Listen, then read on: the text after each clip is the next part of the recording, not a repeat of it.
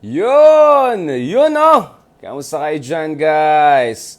Ayan, medyo mag-high level tayo today, mga kameta, mga kaibigan natin dyan, whether you're supporting BBM, Sara Inday, Sara Duterte, ayan, Andrew E., Robin P., Lenny, or kung sinong sinusupport niyo, okay lang yan, guys. Basta dito, pag-usapan natin yung mga latest issues sa ating bansa in the most reasonable way possible. Although, of course, I cannot promise na walang mga alaskador. Medyo may konting patama here and there kasi nga, ang dami naman mga, alam nyo na, mga amateur hours. Medyo clown show minsan. Di na natin maiwasan yan. Not to mention yung iba dyan, ng mga trolls natin, mga kaibigan natin. So, kamusta? Thank you for lifting up our engagements. But be careful, mag-comment kayo na mali, one strike out kayo. Okay? Huwag kayong bastos ha. Okay, let's be nice. Alright, so today, pag-usapan natin yung developments na nangyari actually kahapon. Remember kahapon, pinag-usapan natin yung role ng National Security Advisor. I gave you some background about sino yung mga big guns of our history in terms of sino yung mga naging National Security Advisor, for instance, in the US, si Henry Kissinger, si Zbigniew Brzezinski, a lot of them from immigrant background, Polish, Germanic, Jew, etc. And they made it to the highest levels in the US and played a very important role dun sa foreign policy in America during the Cold War period. Kissinger was very instrumental dun sa policy ni Nixon in Indochina, in Vietnam, in Cambodia, in the Middle East. Not to mention dealing with Marcos, no? May mga picture dyan si Kissinger at saka si Imelda nagsasayaw or something. Ayan, tignan yan. Hindi lang yung mga pictures ni Mao Zedong and Imelda, pero si Kissinger and Imelda meron yan. Nakita ko yan sa Kingsmaker, meron din yata yung episode dyan, yung pinapakita yan. And then, Kingmaker. And then, Zbigniew Brzezinski naman, siya yung very much influential doon sa role ng America in supporting the eventually naging Taliban yung iba dyan, but the Mujahideen forces against the Soviet Union. Polish siya, so he hated Russians, etc. But anyway, and not to mention, Kissinger was very instrumental in the détente, yung friendship ng US and China, or normalization of ties in the early 1970s, nung visit of Nixon, meeting Mao, the Zhou Enlai meeting, etc. Okay, so in short, hindi po pitsugin ang trabaho ng National Security Advisor. Dito naman sa Pilipinas, pinag-usapan natin in the past, meron tayong Norberto Gonzales, meron tayong Almonte, outgoing General Esperon. So we have had also a number of quite well-known and some even with a stellar record of National Security Advisors, really stellar record. I think some people really like Almonte, some are not very fond of Norberto Gonzales. Now, let's see what National Security Advisor Clarita Carlos will do. Okay, at kahapon, medyo nagbigay ako ng background, my personal interactions with her with the past, our, I don't know, what do you want to call it, ex-friendship, ex-mentorship, whatever. But she was a good professor of mine, and despite our disagreements, I have my best wishes to her. I hope she does her job in the best way possible. Ayan, yung mga Camp Team Live. Talagang meron na tayong ngayon na parang sa concert, yung mga nasa harap, VIP, at tapos yung mga nasa likod, yan. Ayan na naman tayo. So today naman, actually, gusto kong pag-usapan, yung mga amigos, y amigas, basta, somos amigos, okay. Kahit anong kampo kayo, somos amigos, okay? No problem, no problemo. Basta fuego. Ang magandang motto yan, no problemo, basta fuego. Yan, okay. No problemo, basta fuego. Tapos, ganyan, alright. Okay, gusto nyo ba yung mga medyo Mexican? Sorry, medyo labas ng chest hair natin, isin natin. Okay, medyo Mexican style na tayo. I've been watching too much Narcos and all siguro. Okay, today, pag-usapan natin, yung kagabi naman, nagkaroon ng some very important meetings. At isa dyan, yung meeting between incoming President Ferdinand Marcos Jr. and the Deputy Secretary of State. So isa sa mga pinaka-senior diplomat sa Amerika, nasan yung eyeglasses ko, si Wendy Sherman. Now, some of you may be familiar with Wendy Sherman. She also had that position under the Obama administration. She was very instrumental in some high-stakes diplomacy, including negotiation of the Iranian nuclear deal. You can find some of her interviews on podcast interviews with Foreign Policy Magazine dyan sa Spotify. Mahusay yan, napakahusay na diplomat yan, high level yan. She had background, I think, in social work, in background in of course, in law to a certain degree. But, all of those things prepared her to be really a high level diplomat. And who knows, maybe one day, under another Democratic president, she could end up as the next Secretary of State, kind of like Madeleine Albright type. So, mahusay ito si Wendy Sherman. At nag-meeting po sila, nagpulong sila Wendy Sherman in person with incoming President Ferdinand Marcos Jr. at mukhang very cordial yung interaction, and the exchanges were very important.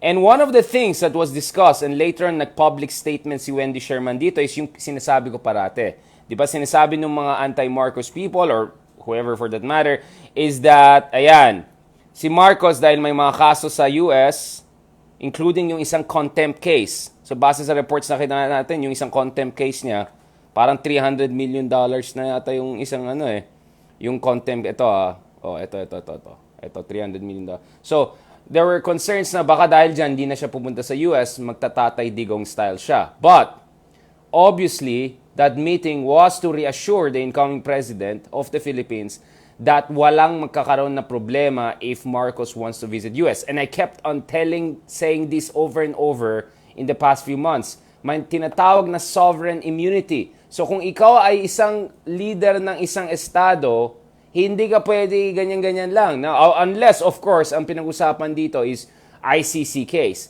But the US is not even a party to the International Criminal Court, diba? So, sinanction pa nila yung bang judges. Pasaway din tong Amerika, diba? So, in short, Marcos Jr. will not have any issues even though he has these impending cases if he visits America as the head of state of the Philippines after the inauguration later this year. Now, if pumunta siguro siya ngayon, before inauguration, baka magka-problema niyan. Pero after inauguration, end of this month, pag pumunta siya doon, boom, mukhang okay siya. Now, alam natin, wala pang ilang araw na tapos yung election, nag-Melbourne, Australia na siya, walang problema, happy. So, I won't be surprised that Ferdinand Marcos Jr. is planning the first visit to the White House by a Filipino president in almost a decade. Now, I went through the list. As far as I know, President Duterte has not visited, forget about White House and US, has not visited any Western capital in an official capacity. Ang alam ko lang, dumaan siya sa New Zealand nung papunta siya sa Peru for the APEC Summit few years ago. But, in terms of official meeting, whether it's Canberra in Australia, whether it's, whether it's Rome. Actually, we thought nga he'll go to Asia-Europe Summit noon and then bibisitahin niya yung mga OFW sa Milan, Rome, etc. Hindi rin natuloy yan. Not London. So, he didn't visit any of these major Western capitals. The only quote-unquote Western na he went to is Japan. But let me qualify that because a definition of the West is not necessarily yung itsura lang. Yung ibig sabihin, white. No, not necessarily. By some accounts, Korea and Japan could be also considered as Western because Western is a standard of institutional development, right? If you're an advanced capitalist system with mature democracy, you can qualify as Western, supposedly, right? As one historian put it, the idea of the West is not geographical nor racial. It is institutional. Nonetheless, of course, para sa atin, we don't count Japan as West. They're Asian like us, whatever they want to feel. Although sila yung first Asian country to defeat European country, Russia in 1905, whatever. I don't want to go into that history. Let's not get into that. But the thing is, President Duterte did not visit a single Western capital during all this time he was El Presidente in official capacity. So in that sense, at least may isang pangako si Paolo Duterte na nagkatotoo, which is, ewan ko yung mga 6 months, mga ganun ng kalokohan. Pero ito yung, talaga hindi ako pupunta sa Amerika, ganun, galit ako, ganun. Totoo yan, never siya pumunta. Which is very different because if you look at former President Aquino, my goodness, or President Ramos, for goodness, ilang beses sila bumisita sa Amerika, or President Arroyo. Some of them visited America for 6, 7, 8, 9 times, no? So, this was really some big gap. But I think the last time, please correct me, President Aquino visited the White House and had the meeting with Obama, I think it was 2012, all right? I don't see any meeting to the White House after that. Yes, he had visits to the US, including yung patapos na yung kanyang administrasyon. Pero yung visit mismo sa White House, I think that was 2012 pa. So please correct me if we're not updated on that. I went through the list again. Ayan, we do our due diligence, okay? Hindi tayo bara-bara style ng Marites.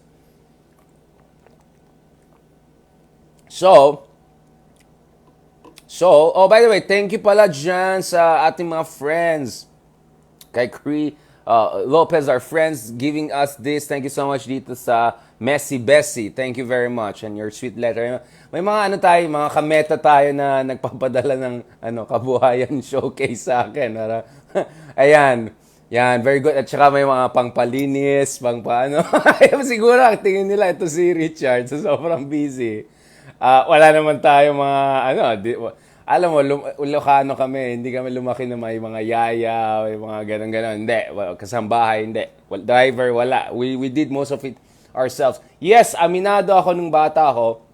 Galing pasaway kami and all, and my parents had to work and all, and my dad sometimes was not feeling well. Meron kami yung tumutulong ng sandali para na magluto or konting babysit. Pero wala kami mga, alam mo na, di ba? We don't have the house staff or anything like that. And that ugali, I carried throughout my life. So, I clean up my own house as much as I can. Although may mga kaibigan tayo dyan tumutulong once in a while, di ba?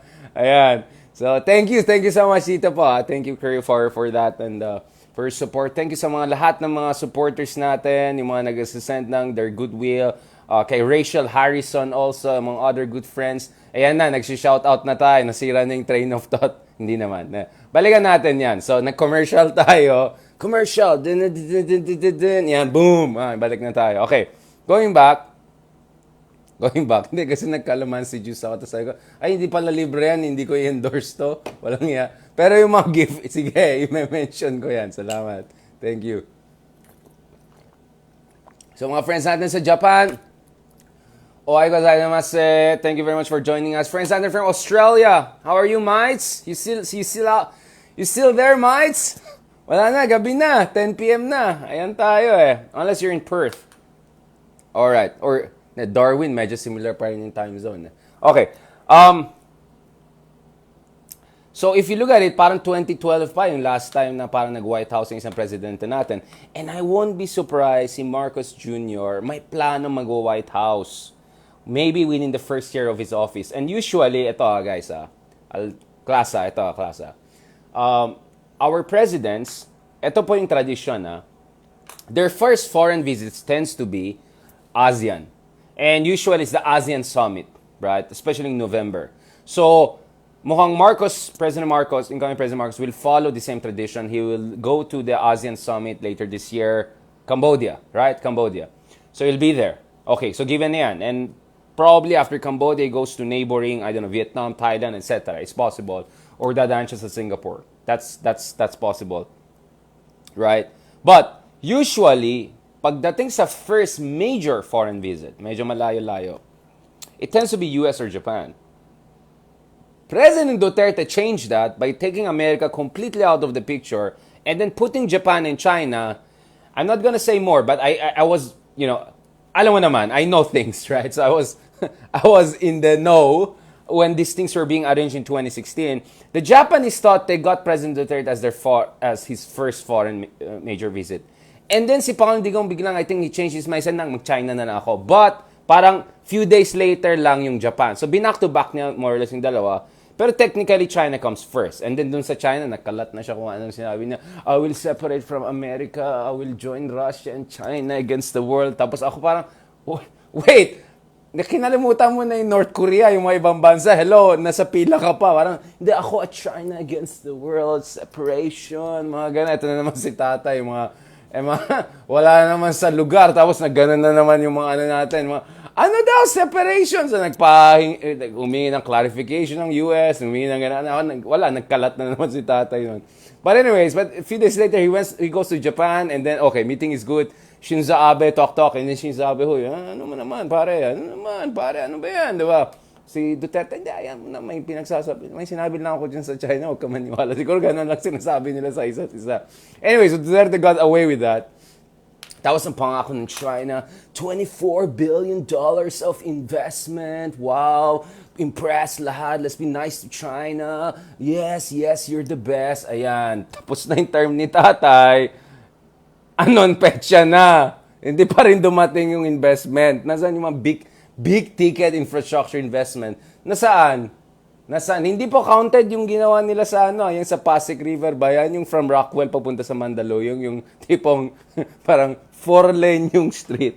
Tapos punta ka sa bridge, 2-lane, and then magpa 4-lane ulit. Parang in what universe is that gonna help with traffic situation? Parang, tapos gumanon kayo, tapos gumanon ulit. Alright. Tapos siguro puro mga trabahador, puro Chinese din, engineer, Chinese, technology, Chinese, ayan tayo eh. Wala akong problema. I'm all with cooperation with our Chinese brothers and sisters. I mean, I have no problem. I visited China. I was in Hainan in 2019. I constantly visit. I have no problem. I'm all for cooperation with China and all. Ayoko lang yung nagpapauto yung iba dyan. Yan ang medyo ayoko yan, di ba? At ayoko naman yung parang nag-invest na nga, tapos pinapamukha sa atin, sige, mag-invest ka na dito, pero hayaan nyo yung West Philippines. Hindi pwede yan, hindi pwede yan, di ba? So, yun lang naman sa akin. I'm all for cooperation. Ayoko lang yung inuuto yung natin. Anyway, saan na tayo? Okay, so, anong pangalan to? Anong pangalan ito, si Marcos Jr. Si Marcos Jr., so, his choices are Japan, China, or US. My sense ako, China is not a priority to him as much as President Duterte, even in terms of first official visit lang. So, baka the competition will be Brussels for Asia-Europe Summit later this year as first major visit. Tokyo, I think Japan is already making some moves, or who knows, even Washington, D.C. or Washington, D.C. could be, White House could be second or third. So that in itself, guys, ang laking bagay yan. That just tells you, iba yung inip ng hangin. Diba? Iba. Kumbaga, kung Xiaomi yung isa, ang gusto nito, Tiffany & Co. Ayan, Tiffany & Co. from Xiaomi. Ganon. Parang ganon na maging transition mangyari dito. So, if you look at it, my sense with Marcos is that, and we'll discuss more about this, is that he's gonna transcend both his both of his immediate predecessors. So, I think he's definitely not gonna be as pro-China, love China, all China. Talagang ilang beses bumisita sa China, official lang 5 times eh. Ilang beses bumisita yung ambassador ng China sa kanya, yung dating ambassador. Wala na, ubus na yung logbook sa Malacanang. I don't think Marcos is going to be like that. And I'll discuss to you shortly why. And you can already see it for yourself also, the indications and all. At the same time, I don't think Marcos is going to be as friendly to US and the West as Europe for that matter, Australia, etc., as President Aquino or even President Ramos. No? So, my sense is Marcos will be somewhere in the middle or will he transcend both? Sabi ni Dewi Elma, baka pupunta sa Switzerland. Ayan tayo eh. Mamaya na tayo mag-alaskador ha. Mamaya na tayo. Mamaya na ako mag-comment. Kakausap ko rin yung ambassador ng Switzerland just the other day. Ito rin yung pinag-usapan namin. Alam mo naman tayo, kinakausap lang naman natin yung mga ganyan, yung mga dignitaries. Hindi, mukhang wala na sa Switzerland eh. Wala na. Ayaw ka na magsalita. Ayan, no comment. Mamaya na tayo dyan mag-Switzerland. Uy, pero malapit Brussels, tapos pwede ka mag-fly to Zurich, no? Tapos kunyari, we need fresh air, we're very stressed, we need to go to the Alps. Yung pala, dadaan sa Zurich. Joke lang. Guys naman, huwag tayong ganon. Huwag ganon, guys. So, bakit relevant yung meeting kahapon? Kasi, eto pong sinabi ni Deputy Secretary of State Wendy Sherman. Sherman. Man. That's a man. Name Sherman, okay? Sherman. Ayan na naman tayo. Nagkakalat na tayo. Gabi na. Wala, mahaba na naman yung araw natin. Mga kameta. Wait lang, mga kameta. O, ito yung sinabi ha.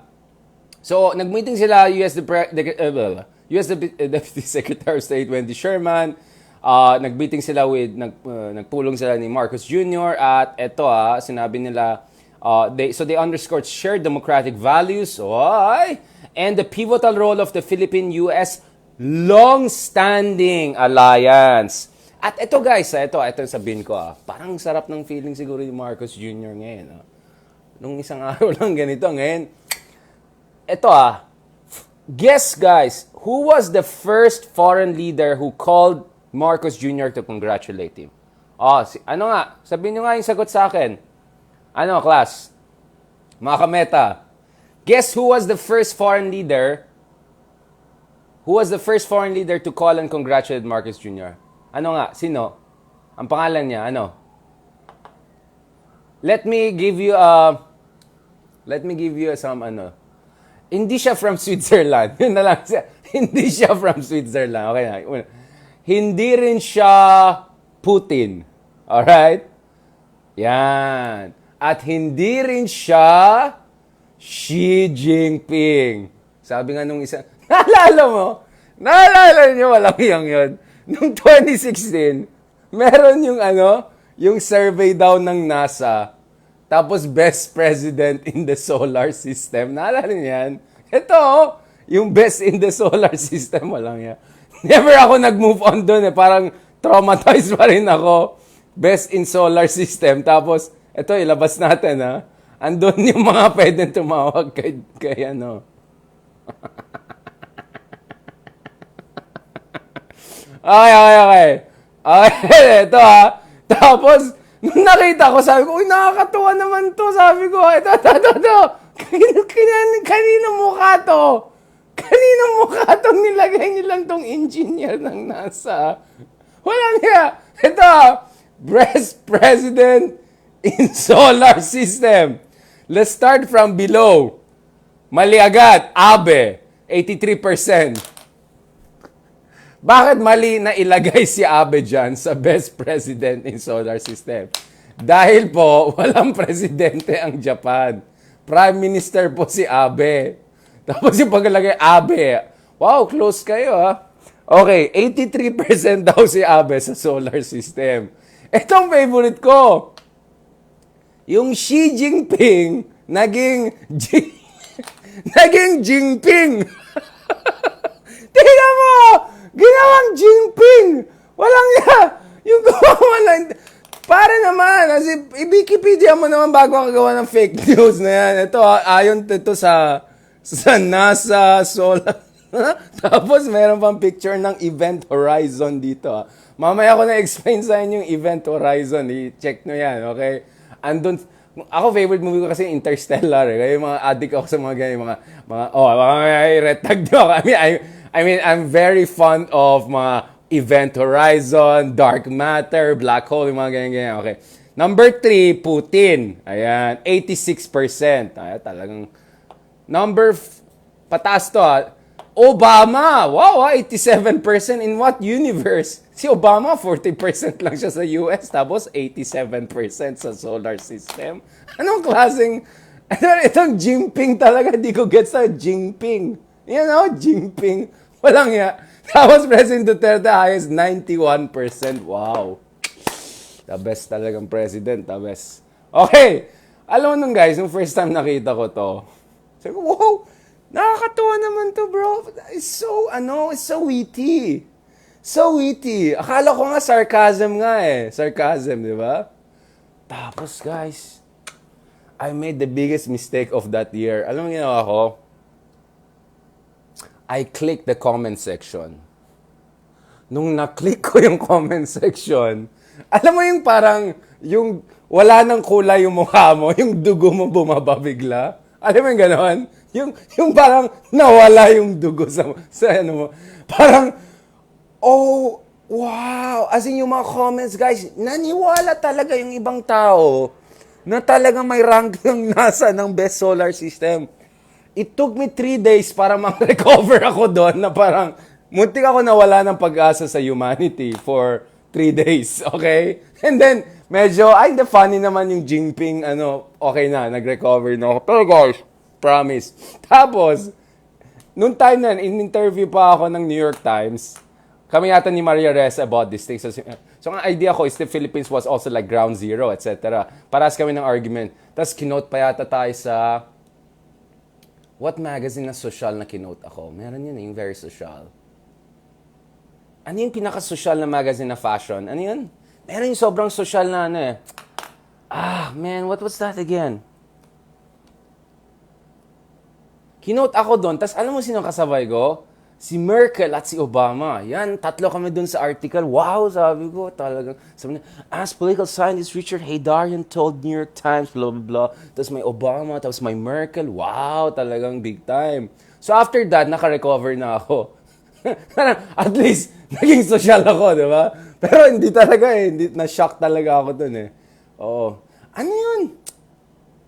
Vogue magazine. Yan. Vogue magazine, guys. Nandun ako sa Vogue magazine. Ayan. Pero hindi yung itsura ko. Ano lang, quote ko lang. Ayan. Ayan, Vogue magazine.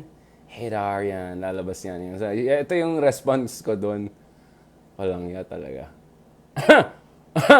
Talagang hindi ko nakayanan yan. Okay. By the way, ito yung Vogue, as in New York Vogue magazine, not like Shanghai Vogue or like Hong Kong Vogue or whatever. This was like New York Vogue magazine. Alright, okay. Ganun naman yung mga style natin sa Shulte. Wala na, ang layo na natin sa usapan, no? No, okay, balikan natin, ha. Since medyo umikot tayo sa solar system. Alam nyo isa pa, guys, na sobrang hindi ko rin nakayan. Ito. Guys, ito. Alam mo yung Flat Earth Society? Alam niyo ba yung Flat Earthers? Yung mga naniniwala na flat ang Earth, yung mga walang alam sa mathematics, mga walang alam, hindi nila binasa si Aristotle, in-explain ni Aristotle ancient times, walang bakit when a boat goes, it sinks in over the horizon. Because if you're straight, it shouldn't sink like that. So, that means curve yung Earth, etc. Anyway, I'm not gonna go to Aristotle and then mathematics. Pero alam niyo, may Flat Earth Society. Tapos sa baba, pagpunta ka sa Flat Earth, David, anong Time Magazine? Fashion nga. Vogue Magazine. Alright? Meron din mga Tatler, mga ganon. Alright? Esquire. Pero yung pinaka-social, gusto ko nandun ako one day sa nakaganyan. Vogue Magazine. Yan. Okay. Na-feature na ako sa Tatler. Pero gusto ko Vogue din para Alright, mga friends natin dyan. Alright. Okay. Alright. Saan tayo? Wala na. Hindi, ito, Flat Earth, ha. Pag pumunta ka sa Flat Earth, meron silang parang website or something, parang sabi na, Flat Earth Society. We have members all around the world. Tapos, ganun na ako kagad, like, what? Wait, what? Kung argument mo, Flat Earth tayo, tapos may member tayo all around the world. Ay, wala na, naging meme na naman sila. Okay, balikan natin ito. So, ito yung sinabi ni Wendy Sher. Ayan, okay. Switch frequency from AM to FM. Ay, FM to AM. Okay. So, ito yung sinabi ni Wendy Sherman. Walang magkakaroon ng problema kung bumisita siya. Wait lang, I'm gonna pull the quote specifically. Wala na, mahina na yung mata natin. Zadina. Oops. Oh, Uh-oh. I think, okay guys, I think I made a mistake.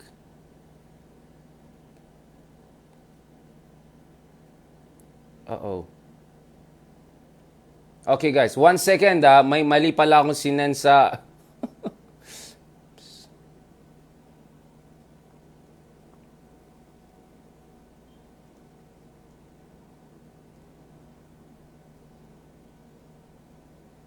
One second guys Diyan lang kayo. Ayan kasi tawa tayo ng tawa. Nag-gets ka, may mali pala ako sinend na file. Kaya pala mali lumalaos. 1 second Ay. 1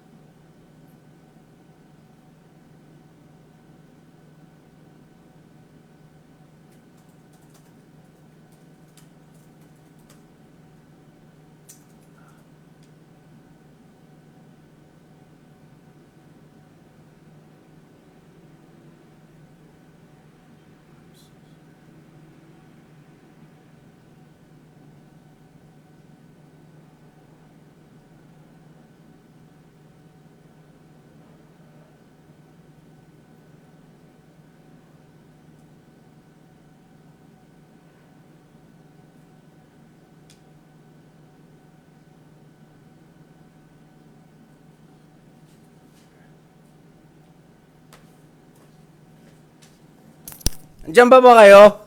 Sorry.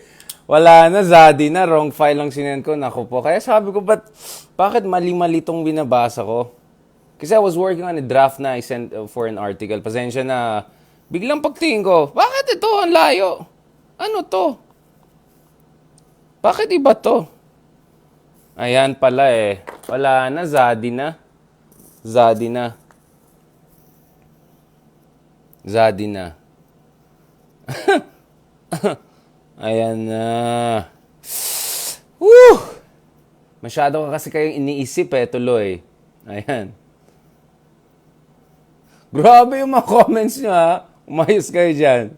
Wait lang. Minimessage ko lang yung editor ko na, Sir, pasensya na sinend ko sa'yo yung draft na mali. Ayan tayo eh. Papagalitan na tayo. Okay. Okay. Okay. Hindi naman siya ganun kamali. Ang problema lang pala, hindi ko tinanggal yung mga... Alam mo guys, kasi ganito, I'll give you an idea. When you write an article, ako ang approach ko, I do it like a painter, right? So, ang gagawin mo, you put some brush strokes there, and then you put some basic ideas, and then you work on it, ganun. So, it's kind of also like an engineering. You put the basic structure, etc., parang structural engineering, and then you put the elements inside. So, ganun yung style ko. So, minsan naging problema kasi is, ganun mo, tapos hindi mo natanggal yung mga parang mga ano mo lang, mga pa-ek-ek mo lang, dapat tatanggalin mo yan. So, yun ang medyo nagkamali ako. Yung sinend ko pala, hindi ko tinanggal yan. Hindi ko nilinis yung ibang parts. So, you have to, kasi may structure ka dapat eh. Sa writing, ang tawag po dyan is parang pyramid style. You start with your key arguments, you give a summary, then from there you build up towards your conclusion, and then you can actually do a reverse one and then like that. So, meron siyang approach. Hindi ko tinanggal yung mga notes doon sa baba. Kaya medyo magulo tignan. Pero in fairness, andun naman yung malinis. Hindi ko lang natanggal yung dirty part. May drafts yan eh. In fact guys, if you are into art history and all, yung pinaka magandang painting ni Picasso, right? Yung yung ibang paintings na actually, some of them are like 7 drafts over each other. So they're not just one painting. They're multiple drafts over each other. Alright? So, writing is quite similar. It's also a craftsmanship. So, kanina, yung pala hindi ko tinanggal ganun. Ay.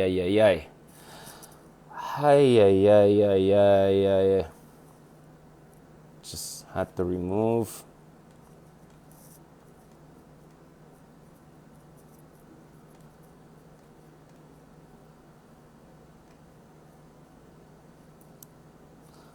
Pagalitan tayo, mahirap na.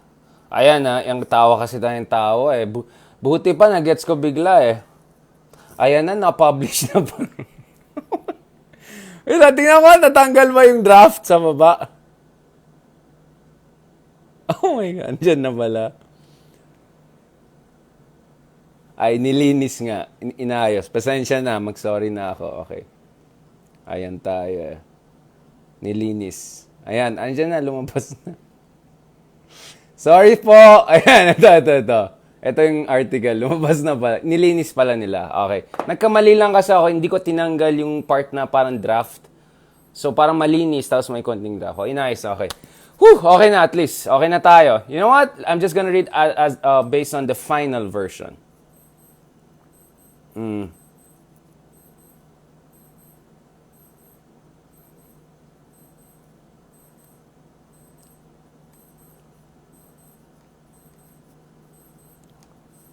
Yan, mag-thank you na ako. Yan. Kasi guys, yan ang problema kung nakiki-vlogger ka, pero sa totoo lang, hindi ka talaga vlogger. Yan kasi problema. Kasi kung mga full-time vlogger, I'm sure they spend a lot of time to analyzing anong gagawin nila dito, anong gagawin nila dyan. Eh ako kasi, syempre dami natin trabaho. Parang racket lang to. Ayan tayo, tuloy. Woo! Thanks po. Inayos na. Tinanggal yung... Okay na. Okay, so, let's work on the final version that came out. Alright? Sabi pa naman yung iba, si Mitch, Van Gogh over Picasso. Mamaya tayo mag-debate, ha? I'm just talking about craftsmanship. Alright. So, ito, ha? So, sabi ko kanina, si Deputy Secretary of Wendy Sherman will be third senior official. Hindi ko pala sinagot. So, di ba, Jinping, ganun. Alright, flat earth. Okay, let's go back to reality. Ganito kasi, guys, actually, the first foreign leader to have called Marcos, and this was confirmed by incoming President Marcos Jr. himself, is actually Biden, which tells you how proactive they are in terms of making sure they have balanced, stable relations with the incoming administration. Sorry. Pangalawa, of course, nag-meeting din. Ayan, nag-reply na yung Sisi. Muchas gracias, señor. Muchas gracias, señor. Señor. Okay. Okay. Yan, mga Mexican operations natin. Okay. So, actually, the first leader to have met him, to have congratulated Marcos Jr. was actually Biden, no, which I think says a lot about the interest of America in making sure on an even keel yung bilateral relationship natin. Because let's be honest, with President Duterte, it was all over the place. Separation, not separation. Annulment, not annulment. Breakup, cool off. Ang gulo. Mahirap maging jowa si tatay. Kumbaga, di ba? Ang hirap ng relasyon ng US at saka si tatay. Gusto mag-break, tapos ayaw mag-break, tapos gusto magkasal, tapos ayaw magkasal, tapos gusto mag-fiancé, ayaw magkasal, tapos ang dami. So, na-stress ang US. At least dito kay Marcos Jr., you know what you're getting. In a way, di ba? Hindi. Ang gulo yung kay Tatay Digong eh. So, and don't worry, tomorrow perhaps or soon we'll discuss anong foreign policy ni Tatay Digong, not per se, but his administration. Because I have to bring in Teddy Boy Locsin, I have to bring Secretary Lorenzana, and in fairness, Wendy Sherman thanked Secretary Lorenzana Secretary Locsin for his contribution to making sure we safeguard our relationship. So, there is a possibility na, siguro, that means napaalis na talaga si Locsin. And interestingly, dun sa meeting nila, so ito sorry, naging magulo kasi. Yan kasi, nagva-vlogger, nag-feeling ako na vlogger tuloy. Woo! Hirap pala maging vlogger. Lalo na kung may seryoso kang mga ginagawa sa buhay. Alright, balikan natin to So this will be the third high-level American official to have actually had official exchanges with Ferdinand Marcos Jr. since winning the presidency. So first was President Biden, who was actually also the first foreign leader to call him, and BBM himself confirmed that, and he kind of said, see, they don't have problem with the legitimacy for elections. We're fine and all. So yun yung pangpatama niya dun sa mga opposition na ayaw tumanggap ng resulta. Although siya rin yung hindi tumanggap ng resulta ng 2016, although talong-talo sila in multiple cases sa Supreme Court. But anyway, moving forward, the second person from the US na high-level officials na meet niya is because eto pa nga yung labo. Yung US wala pang ambassador. Okay, ang labo ang tagal ng mga approval ng appointments dahil sa mga Ted Cruz, yung mga weirdo na Republicans dyan sa US, dinidelay yung mga appointments ng US, kaya wala pa silang ambassador dito, mukha silang ewan. Pero andyan naman si Shax de Affair, si Heather Variava, so yun ang minute ni Bongbong last month. At pinag-usapan po nila dyan is yung the fact that he wants trade, not aid. I think that was a very good emphasis by incoming president that we want actually mutually respectable relationship with US. Ayaw natin yung utang lang at pamigay-migay lang. Hindi lang ayudang gusto natin sa Amerika. Gusto natin na tratuhin tayo bilang isang partner. And in that sense, we have to push for bilateral free trade agreements and bilateral digital trade agreements. I'm pushing for that. We have to do that. We have to get that. All right? That was good.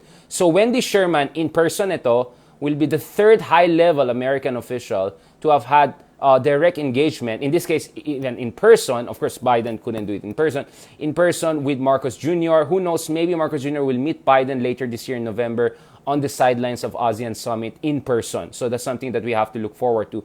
So it's very interesting na sobrang hindi pa nga siya naging presidente, ang dami niya ng interaction with the Americans. President Charles D'Affaires standing for the ambassador, and then also Deputy Secretary of State. I think that tells you a lot about Marcos not taking our relationship with our traditional allies for granted. And the fact that, so Wendy Sherman also clarified,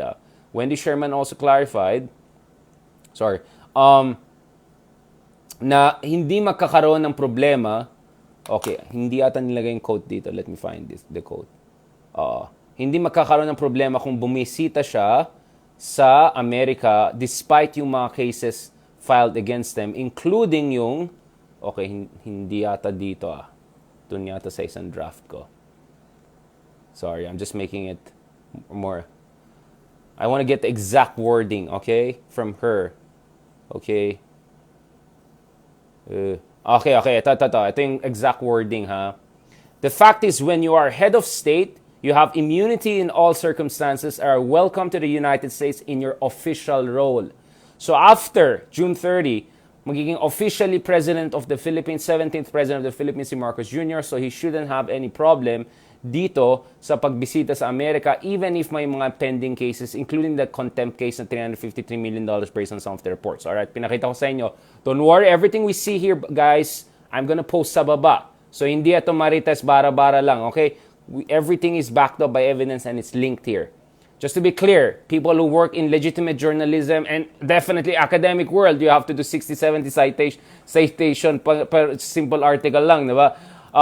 Lahat yan ay based on research and peer review, etc. Hindi pwede bara-bara dito. So going back to this. So ito, so na-clarify again. So Wendy Sherman, U.S. Deputy Secretary of State, said, the fact is when you are head of state, you have immunity, sovereign immunity. In all circumstances, are welcome to the United States in your official role. As I said, technically, she might not be 100% correct because if there's an ICC warrant against even a sitting head of state, that could be an issue. But U.S. is not a party to the ICC, so ibang usapan na yan. Alright? Okay? Clear yan, guys.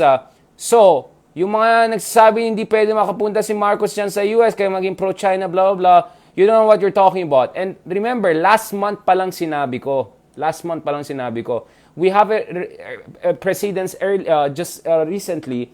So, back in 2013-14, India was electing a new leader, si Narendra Modi, na parang Tatay Digong style nila. And he faced U.S. travel restrictions in the U.S. because of his alleged involvement in the pogroms, yung mga racial attacks on Muslims in Gujarat.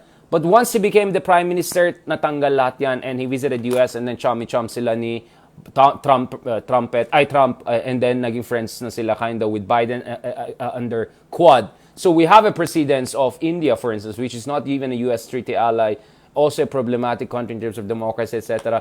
Once a controversial person became the head of state, boom, natanggal na yung issue na yan. And so sovereign immunity comes in. Alright? So let's be very clear about that. And sa tingin ko, hindi ni-raise yung issue na yan unless there were some serious discussions about Marcos visiting White House very, very soon. And let me tell you why.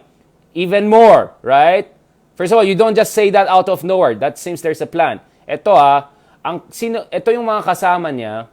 So ang kasama ni Marcos at saka si Wendy Sherman, yung mga kasama ni Marcos diyan ay yung ating ambassador right now to Washington DC, si Babe Romualdez, whom I thought would be perfect to be our next foreign secretary, but mukhang he'll stay there. Kasama din po diyan of course si Vic Rodriguez, executive secretary, etc. And then, kasama din dyan, Foreign Affairs Undersecretary Teresa Lazaro, who could potentially be an interim foreign secretary if ever hindi na ituloy si Locsin and then walang replacement kaagad. As I said, if Harry Roque is in the mix, he cannot become the foreign secretary until next year pa kasi may 1-year restrictions dun sa mga candidates na hindi nanalo, no? So the fact that you have our ambassador to US in that meeting and all, and then a high-level undersecretary who could potentially become at least an interim foreign policy chief natin, and then Vic Rodriguez in that meeting, of course, given na yan, parang bongo ni BBM yan. The fact that you have them there is, sa tingin ko, they're seriously discussing yung posibilidad na bibisita si Marcos sa White House, sa Washington, D.C. in the near future. Maybe not as his first major foreign visit, but at least second or third. Which is a big sea change kumpara kay Tatay Digong, who never went to the US in official capacity as the President of the Philippines. Okay? So, that's an interesting development. That's a pretty interesting thing. So, that means that iba yung maging init ng hangin at saka iba yung maging laro, di ba? Just to use it in our own Filipino term. Iba yung laro ni Bongbong eh. Hindi siya Duterte, hindi rin siya Aquino eh. Maging iba talagang laro niya, guys. At ang basa ko dito, he will try to keep. So ito So let's go to some of the exchanges they had. This is very interesting, no? So this is very interesting, guys. Look at it. So obviously, abroad, controversial ang Marcoses. Okay, yung mga ka-BBM dyan, baka galit kayo sa akin, I just have to be honest about it. Notorious ang mga Marcoses abroad, right? Especially in the US and the West. Okay, given yan. Even in Singapore. Okay. But look at the tone of Wendy Sherman when she met and discussed the human rights and democracy issue. Ito yung sinabi niya. So she gently raised yung human rights and democracy concerns in the Philippines by emphasizing, while no nation has a perfect track record, so in short, hindi rin kami perfecto, right?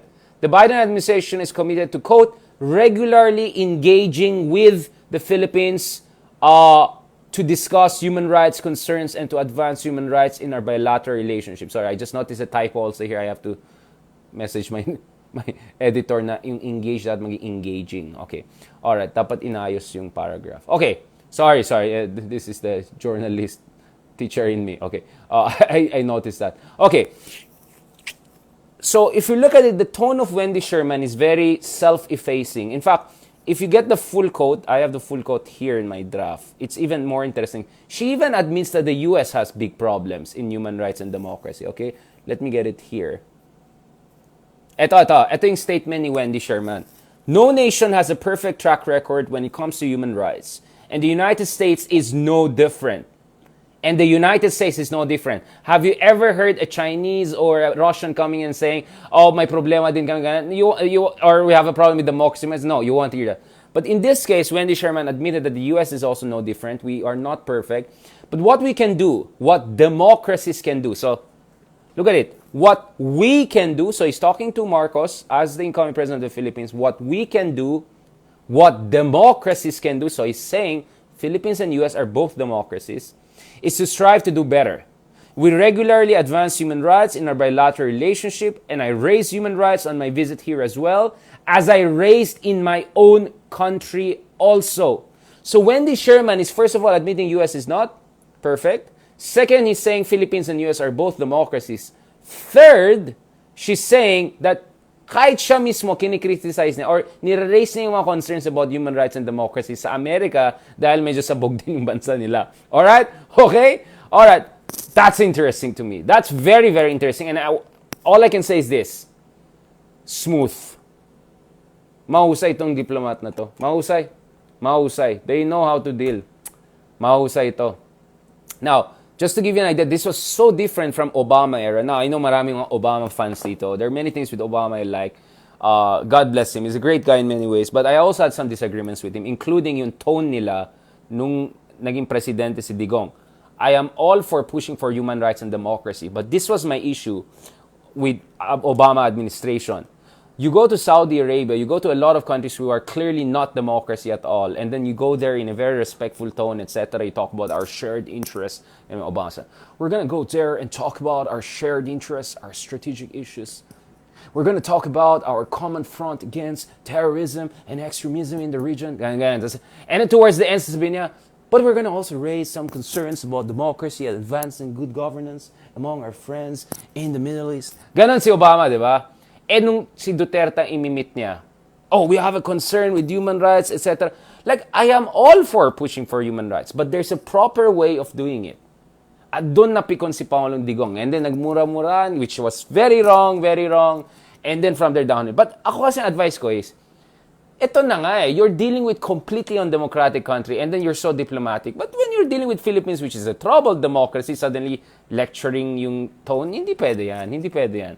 So dito kay Biden nakikita natin, very smooth ang kanilang approach. Trump kasi mas gusto pa niya yata yung mga friends niya, yung mga diktador, hindi naman yung ganoon. Pero at least ito, smooth operator. Tingnan niyo, ang ganda ng term ito. No nation has a perfect track record when it comes to human rights, and the United States is no different. But what we can do, what democracies can do, is to strive to do better. We regularly engage with the Philippines to discuss human rights concerns and to advance human rights in our bilateral relationship. And I raise human rights on my visit here as well, as I raised in my own country also. Boom. That's how you do diplomacy. Smooth operator. All right, so you can say, we're going to talk about our shared interests in the region. We're going to talk about strategic issues. At the same time, of course, we will also try to strive to help our partners to push for good governance and democracy as all of us struggle with our own challenges at home. Dapat ganon. Dapat ganon ka, guys. Ganon ang diplomacy. Boom! Kaya dapat ganon. Kaya mahalaga talaga sinong nagiging next foreign secretary natin. Kasi kung bara-bara ganon. Ewan ko na. Now, Teddy Boy Locsin is a mess on Twitter. He has said horrible things on Twitter. I'm glad he has blocked me, so I couldn't see a lot of his nonsense. But he did actually also very many good stuff as the foreign secretary, especially in the past year or so, including overseeing very good votes on the Ukraine issue. Good job to our friends, my friends, just the DFA. Whatever president is there, basta mahal ko kayo. I know you're doing your best, all right? And kaya nga si Wendy Sherman, she thanked personally si Teodoro Locsin, no? So she conveyed her gratitude for Secretary Locsin's commitment and contribution to the alliance and the rules-based international order. Okay? Smooth operator tong mga to. Mahusay talaga tong mga to. So essentially what you have here is that Babe Romualdez will stay in the US. DND is not going to Sara. Maybe it's going to someone more traditional minded, etc. DFA could be handled most likely by a career officer in the meantime. And mukhang Bongbong Marcos is planning to visit the White House. So this brings me to my fundamental argument, guys. Noon pa lang, guys. Okay? Okay, ayan na yung mga fans ni Teddy Boy. Sorry, I haven't read anything from him. I'm not, where does he even write? I mean, I'm not sure he wrote anything of significance. Sorry about that. Wala siyang, does he even have any? Okay, I'll be nice. Mayabang siya but you know what I'm saying, right? I'm sorry. 20s pa lang, nag-New York Times op-ed na ako. Okay. Alright, okay. Hindi na ako magsalita. Hindi, Richard, mabait tayo. Sir, kalmado lang, sir. Okay. Alright, kalmado lang tayo. Pero in fairness kay Teddy Boy, he did a good job on Ukraine, on West Philippine Sea, etc. And also making sure alliances are steady and all. Alright, okay? Okay, we'll keep that now. Okay. Ewan ko na yung mga nagsusulat sa sariling dyaryo. Okay? Ako nagsusulat ako sa dyaryo ng New York Times or yung mga ganyan. Okay, sorry. In addition, of course, to my column on Philippine Daily Inquirer. Okay. Okay, going back to this. Sorry, Lord. Ayan. Let's be nice. Then, may back and forth kasi kami. Okay, I'll be honest. May back and forth kami ni Teddy Boy on a few years ago. May sinabi siyang medyo nainis ako eh. Parang nagganyan siya sa akin. O di, sige lang. Tara. Pagandahan tayo ng sige. Go, no problem. Be my guest, man. No problem. But anyways, he did a good job, so I'm fair. I give credit where credit is due. Sabi ko rin, guys, di ba? With Ma'am Carlos, we have had some disagreements over the revisionism, etc. But I wish her the best. Give credit where credit is due, depending on how she performs. I'm fair. I may have disagreements with you, but I'm not gonna cancel you out. I'm gonna watch you. I'm gonna support you if you do the right thing. And kung may mali ka, I'm gonna call it out, right? In the same way, wala naman perfecto. If one day I'm in position of power, you should do the same to me. Kung may tama akong ginawa, then support it, please. Wag lang yung hater, di ba? Pero kung medyo, mayabang tayo ganun, okay, call it out. No problem. So, ganun tayo, guys. Alright? So, anyways, here is why my argument is what I've been saying all along. Marcoses are different from Duterte's. They're going to approach foreign policy in a much more professional, smooth way, more equilateral balancing, right? Later on, we'll discuss more yung mga terms na soft balancing, hard balancing, dynamic balancing, equilateral balancing. So ito yung mga terminology, both in international relations theory and also journalistic discussions of international affairs. Sometimes interchangeable, sometimes different. We'll differentiate between balancing, bandwagoning sa classroom. Don't worry, we'll discuss all of those things. But for today, what I want to say is, so far, not bad. So far, indications that there's going to be some recalibration of the excesses under President Duterte and a much more balanced relationship with our friends. So, Marcos is not going to go there and pick up fights with the Chinese, right? So, he made it very clear, even in this discussion. So, let me read what Marcos was saying, okay? So, on the issue of China, pinag-usapan nila yan. So of course, natuwa si Bongbong Marcos dun sa mga reassuring statements from Wendy Sherman on the alliance, etc. Her very gentle approach to discussing the issue of human rights and democracy without being lecturish and all of that. But let me add this here. So Marcos also reassured his American visitor that while he's committed to a diplomatic solution to the South China disputes, he will nevertheless, quote, assert our territorial rights and, quote, talk to China consistently with a firm voice. All right? Have you ever heard President Duterte saying that to his American counterparts? No. So please don't be just dismissive like that just because you don't like Marcos or whatever, okay? We have to take every case on its own, right? We have to approach it on its own terms. Alam ko marami sa inyo dyan hindi fans ni Marcos. Okay, but please do not forget Marcos Sr. was good in foreign policy. I have so much disagreement with his domestic policies, with his human rights record, with his economic policy, with the corruption, yes. But on foreign policy, in fairness, he didn't do too bad. And let's see if the son can pick up some tricks from his father in terms of what we call equilateral balancing strategy, right? You deal with all the powers in ways that benefits you, gives you more room for maneuver, strategic more room for maneuver. You extract concessions. Sometimes maybe you can play them against each other. You use the but at the same time, not forget that with US, they're a treaty ally. With China, we have territorial disputes with them. So you cannot treat them the same. There can't be false equivalence. So equilateral balancing doesn't mean you treat everyone equally. That's why my term is you need dynamic balancing. A balancing that is based on prevailing state of affairs, geopolitical balance in the region, and your national interests, and your priorities for that matter. So in short, balancing relations with all, pero you don't treat US and China the same. One is a treaty ally, one is a neighbor, good economic partner potentially, but we have territorial disputes. So you cannot treat them the same. But a dynamic balancing strategy will make sure we can make the most out of engagement with both powers without compromising our room for maneuver. Gets niyo ba yan? So we'll discuss that more. Don't worry about it. So I'm just giving you a flavor of how I approach in understanding foreign policy under President Duterte, under President Marcos, under President Aquino in the past. God bless his soul. So these are how we're gonna approach it. So ito yung sinabi na sinabi ni Marcos, he again emphasized, as he told another good friend of ours, our UK ambassador also.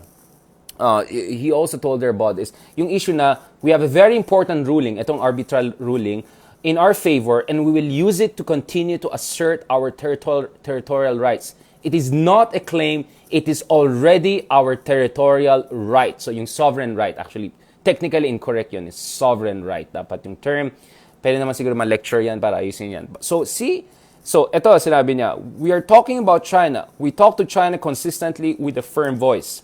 Although, of course, this is where there's a similarity with Tatay Digong. He emphasized we cannot go to war with them. That's the last thing we need right now. But let's be honest, no one wants war, right? Aquino didn't want war also. The point is, short of war, what do we do to defend our interests? At the same time, how can we constructively engage China? And I'm going to end on this note before we go to your questions and our discussion. Sorry, medyo haba yung discussion natin. Let me tell you this.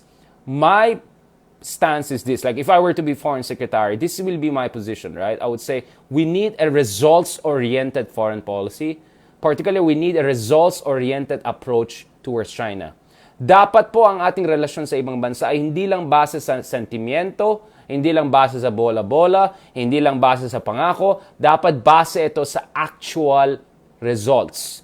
Dapat may makikita kang may makikita kang clear fruits of strategic engagement. Hindi lang purong salita lang at purong pangako lang. So I believe in results-oriented engagement with China. If we have good economic partnership, I'm all for it. But at the same time, it should not compromise our territorial interests. Trillions of dollars po ang pinag-usapan dyan sa ating karagatan, yung mga fishery resources, oil and gas resources. Peanuts lang yung mga in-offer ng China, mga few millions here and there or billions. Wala pa nga billions. Alright? Okay. So, let's go. Alright? Okay. So, results-oriented balancing or engagement or foreign policy. That's really my stance on this. Because ang ayoko mangyari is yung tinatawag ko na pledge trap.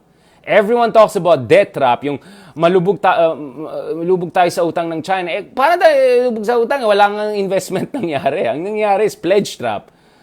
Daming pangako, wala naman nangyari. Pero dahil sa pangako nila, si tatay, sige, go ng go, love, love, love, concessions right and left. Yan ang pledge trap. Yan ang ayaw natin mangyari. So in fairness, under Marcos Jr., it looks like we're gonna have a much more I'd call it what it is, much more adult-like approach to foreign policy. Sorry to say that, Tatay, but I had to say it, right? At hindi dapat pinipersonal ng foreign policy. See, Marcos has all the reasons also to be angry at US because of all of the cases against them, etc. Or, I mean, at least from his point of view. But look at it, he's professional. He didn't personalize yung US cases against him by babanatan niya yung US officials, awayin niya yung US. Walang ganon. Si Tatay Digong, nung dumaan ako Amerika, ganito, ganyan. Yung isang Amerikano sa Davao, ganito, ganyan. Hindi pwedeng ganon. That's not how you do statesmanship. That's not how you do foreign policy. You are now the president, so you are accountable to the people and the national interest. Kaya dito makikita natin si Marcos, he set aside all the issues or bad feelings he may have had with America on the court cases, etc., or the press and all, and he focused on national interest and good relationship with them. All right, okay, and not to mention, of course, it also helps him to get maximum legitimacy and all. But you get what I'm saying, all right? Okay. Now, may question ba kayo dyan? Don't worry guys, lahat ng mga minention ko dito po-post ko sa baba, including contempt case, including yung, of course, yung statements from Wendy Sherman, etc., yung kay Modi case, etc., para makita nyo on your own, alright? As I said, my method of teaching in any platform is this. It's like an art class. I teach you guys the methods of painting. At the end of the day, it's up to you what painting you're gonna make. I'm not gonna tell you what to paint. I'm just gonna teach you techniques to come up with your painting. Ganin din dapat pagdating sa, social analysis, right? I'm sharing with you how we approach issues, and bahala na kayo to come up with your opinions and ideas. I'm not gonna tell you what opinions and ideas you should have. That's up to you, right? Because critical thinking po ang emphasis natin. Sorry. Ayan tayo. Wait, am I watching myself? Sorry, I pressed the wrong one. Okay. So ito ay kay Alan Anain. Parang nagtanong ka rin ng isang araw, di ba, Alan? Or iba. Yung sabi niya, ano yung sinyales na sinisend ni BBM in his strongest partner comment on China? What do you think of its impact on Philippine-US relations? I don't know. He's saying good things about US too. You know what I'm saying? He'll say good things about China, but he'll say good things about US. That's how you do it. That's how it happens nowadays, all right? But as I said, that doesn't mean that we should forget yung mga territorial disputes natin and issues natin. Ganito kasi guys we'll discuss this more in future. Kasi ang tagal ko na ang dala natin. Lampas na tayo isang oras. Isang issue kasi dito is, etong bill ni Tatay, napakamahal. At ang taas na ng utang natin, nagba-budget deficit pa tayo. So, Marcos might think that we might need some financing finally from China. Yung mga hindi dumating kay Tatay, baka dumating sa kanya, para maituloy natin yung infrastructure spending. So I think Moody's came up with the study recently. So these are the hedge funds, financial think tank services, blah, blah, blah. They came up with an analysis that said that they're confident Marcos will also go strong on build.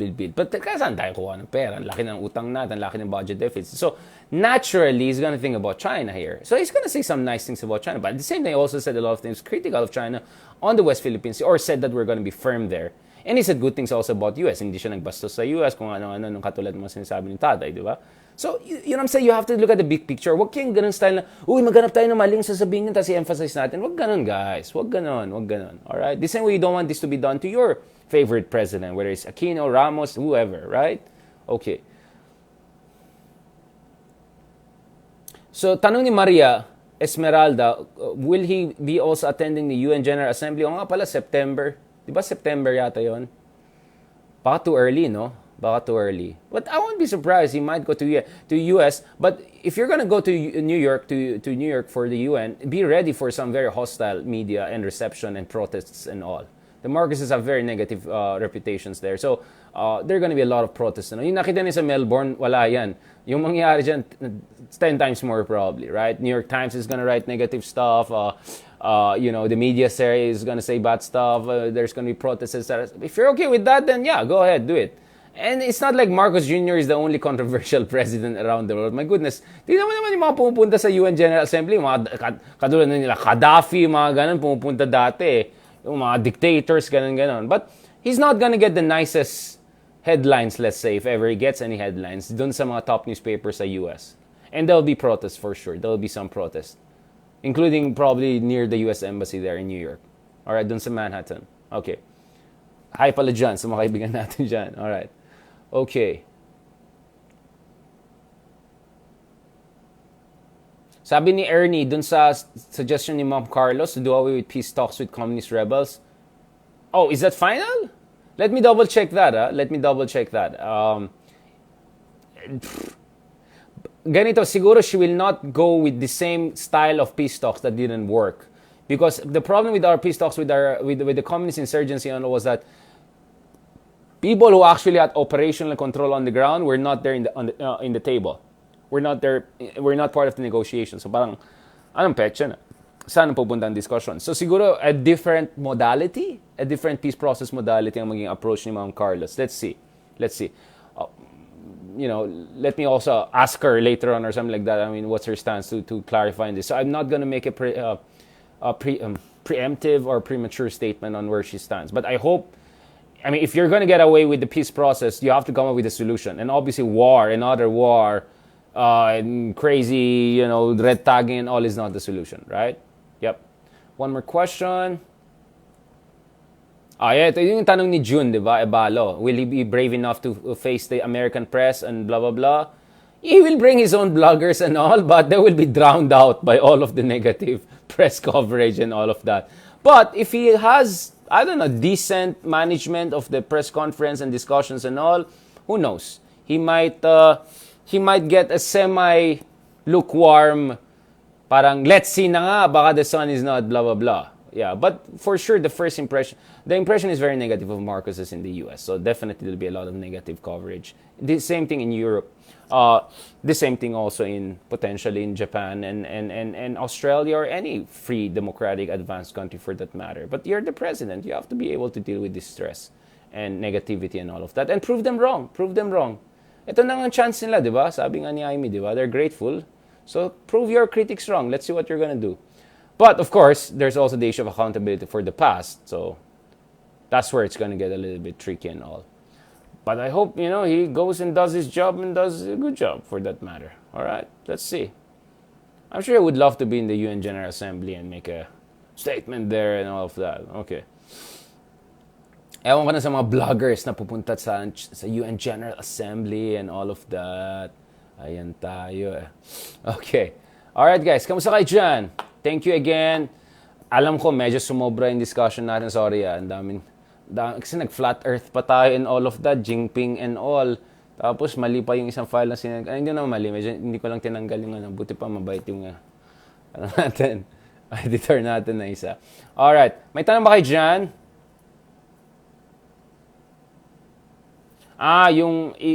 Okay. Ganito kasi, Ma'am Carlos will be National Security Advisor, but she's not the only voice. It also matters ano maging stance ng AFP, ano maging stance ng whoever is going to be the DND Secretary. So, just because you're the National Security Advisor doesn't mean your stance will be the final stance. So, there'll be a lot of discussions inside. So, tignan natin ano yung final statement. But at least, Ma'am Carlos is saying on her part, she wants a much more inclusive and incisive approach na hindi lang bara-bara red tagging approach sa peace and security domestically. So, let's see. Sabi ni Norgelin, bitin nga eh. Ayan tayo eh. Ayan tayo. Gusto nyo, isang semester na tayo dito, one time, big time. Pahinga na kayo, mag-FIFA pa ako, pang relax ko, na-stress ako. Ayan kasi, dahil multitasking, tapos traffic pa. Wala naman tayong driver, tayo nagda-drive, so tuloy, traffic, ayan, na-stress, na-windang. Sabi ni Roderick, Mampo, who did you vote for? Secret! Ayan tayo. Ayan. Sabi ni Michael, Android or iOS? Bakit? Gusto mo yung hack? Yung pala, sorry, iba yung parang nire-respond mo, sorry, si Bill pala. Or sino, ako ba? Anyways, thank you sa star. Yan lang. Thank you sa mga stars and support niyo. Thank you kay Vilma, kay Mitch, ayan, yung mga natin dyan, constant supporters natin dyan, kay Maria, Esmeralda. Sabi niya, wala pang Zaddy dance moves. Wala na! Pagod na ako. Nag-solar system na tayo. Inikutan natin yung buong solar system para makita natin ang best president in the solar system. Napagod na ako. Mahabang week yan. Para naman bukas din, mag-usap din tayo, guys. Don't worry. Dito ako din nagda-drive eh, sabi ni Tess. Ay, social. Bakit? Saan ka ba? Traffic ba dyan? Katulad ng Manila on Friday? Sabi naman ni Ethan, Kalmado pero may fuego. Uy, gusto ko rin yan Kalmado basta fuego or something like that. Parang ano yun? Parang magino pero medyo parang kalmado pero fuego. Alright. Okay, thank you kay Alcel. Yan, thank you sa mga supportan yun. Ayan, yan na tayo Sabi ni Denz, oy, wag na tayo mag-usap ng nega. Mamaya tayo mag-nega. Thank you kay Fanny. Ayan, good and restful weekend, Prof. Salamat kay Fanny. Oy, by the way, bukas naman, sana. I think pwede pa tayo mag-isa pa bukas. Tuloy natin tong discussion ng foreign policy and all. Let me discuss a little bit yung mga terminologies. Basics lang and some of the more interesting ones. Hindi tayo mag-feeling na lecture dito, blogger style. Hindi ako ganun. Mag-aral kayo sa university, mag-enroll kayo sa classes ko. Yan. My students are gonna get the full version. Subscribers in Patreon, By the way, guys, subscribe to my channel. Ayan tayo. Exclusive content. Ayun, walang yan. Yung mga talagang mga gumagawa ng mga video. Para lang kumita, kung ano ginagawa nila.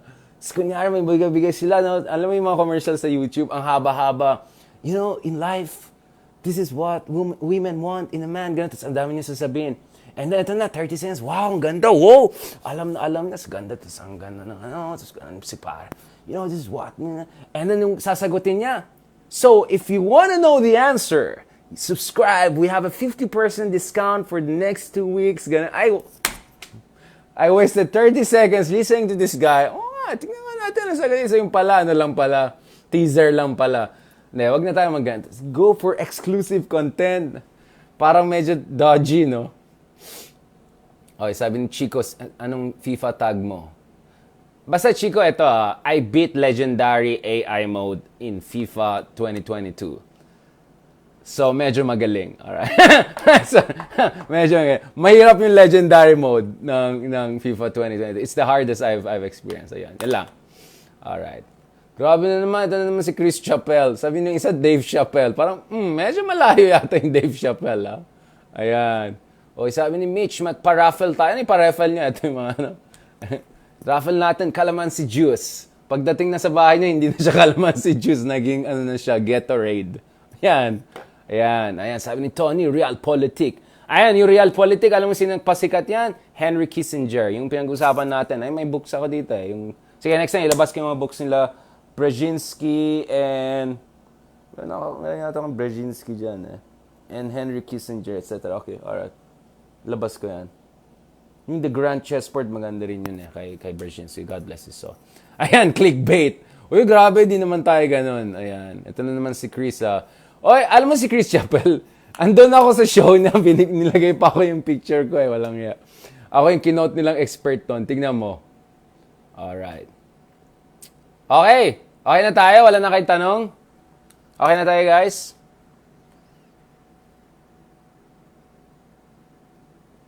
Muchas gracias. Señoras, señores, amigos, amigas, yan. Lahat kayo. Thank you, Let's have more questions. And the President of El Salvador, yan na naman tayo, Parang racist na yung ganun. Porque Lebanese yan. Talaga kayo. Ayan na naman tayo, Basta fuego. Yan ang natin, guys. May tanong ba kayo dyan ba? Thank you, Thank you. Thank you sa mga, thank you na naman tayo. Thank you sa mga friends natin, kameta natin dyan from Makati, mga social friends natin, yung mga Dasmariñas and Forbes, mga friends natin dyan in Rockwell. Ayan. Mga friends natin dyan in Quezon City, Ortigas, Pasig, Pasay, California, San Diego. Yeah, San Diego. Yan. And then Australia, Brisbane, Perth, Sydney, Melbourne, Darwin, all of that. Thank you so much, guys. Thank you very much to mga friends natin from Gitnang Silangan. I love the term, no? From Dubai, Emirat Al-Arabiya. Ayan, kuha ko, di ba? In Dubai, Sharjah, Abu Dhabi. Thank you so much for watching us. May na-meet tayong friend from Abu Dhabi and Dubai the other day. At sinasabi, marami pala tayong friends dyan. So looking forward to meet you guys. Baka naman, inshallah, if we go to World Cup or something like that sa Doha, Qatar, yan, friends natin dyan sa Qatar, baka naman, drop by din tayo dyan sa Bahrain and Al-Emirat Al-Arabiya. Yan, okay? Who knows, baka daan din tayo dyan sa mga friends natin sa Turkiya. Ayan. And thank you sa mga friends natin from Japan. You know, mga friends natin from Japan. Yeah, Japan World Cup. Let's go. Let's go. Let's go. Samurais. Blue Samurais. Yan. So mga friends natin dyan sa Korea. Kansamida. I know, medyo masakit yung nangyari dyan sa laros with Brazil. But kayang-kaya niyan. You have all my support. Basta Asian teams. Ito aminin ko. Itong World Cup, I'm for all the Asian teams and Brazil and Argentina. I mean, I hope the finals will be Argentina versus Brazil. Oh, would be nice. Is that possible? Kung akyat sila, abot pa sila sa finals. I really want to see that. And then, sana may Asian sa semifinals. And then, dalawa siguro sa quarterfinals. Malakas yun ng Qatar eh. Kaya ng Qatar eh. Feeling ko kaya ng Qatar mag-next level. But I have a lot of hope also for the other Asian teams, Japan, Korea, Iran. Maybe Australia could make it, but are they even Asian? But ibang usapan na yan, alright? Yan o, mga friends natin from McKinley Road. Yan o, friends natin from BGC. Mga social friends natin dyan. Yan, mga friends natin dyan. Kay Cree, Noe, yung mga natin, yung supporters natin kay Rachel, Henderson. Yan, may mga shoutout na naman tayo dyan. Thank you so much. I really appreciate it. All right? That was very, very nice. Uy, sino yung nag-comment sa akin? Minsan naman yung biglang may comment. Uy, parang ay, man. Wag na. Mabait ako. All right? Sige, guys. Uy, my friends tayo from Afghanistan. For real ba to? May internet pa rin, ba? Ay, alam mo, nag-ano kayo dyan, mga friends na. Walang Huwag kayo mag-joke ng ganun. Ay, Nixon, wala nang Czechoslovakia. Nag-separate na po. Naging Czech Republic and Slovakia. Anong dekada po kayo dyan? Alright. Ayan. Basta ako very excited. Argentina, Brazil, Latinos. Let's go. And then Asianos. I hope ayoko na sa mga Europeans. Wala na yung Italy eh. Nung nawala na yung Azzurri, nawala na ako ng gana. Sorry, I'm really an Azzurri fan. So, nung nawala yung Italia, never mind. Never. Spain used to be my favorite, pero hindi na sila ganun exciting katulad ng dati. Sorry.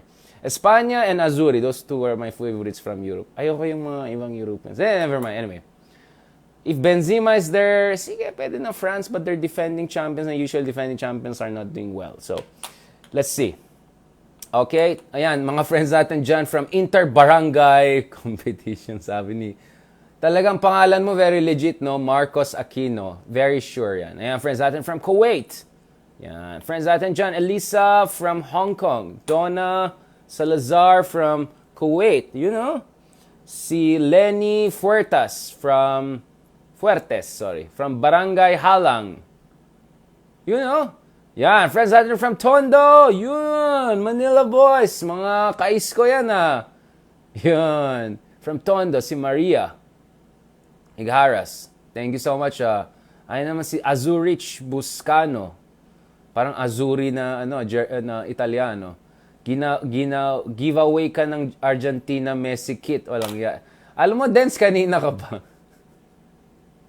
Uy, mahal yun. Wag kang gana. Ako na nga wala pa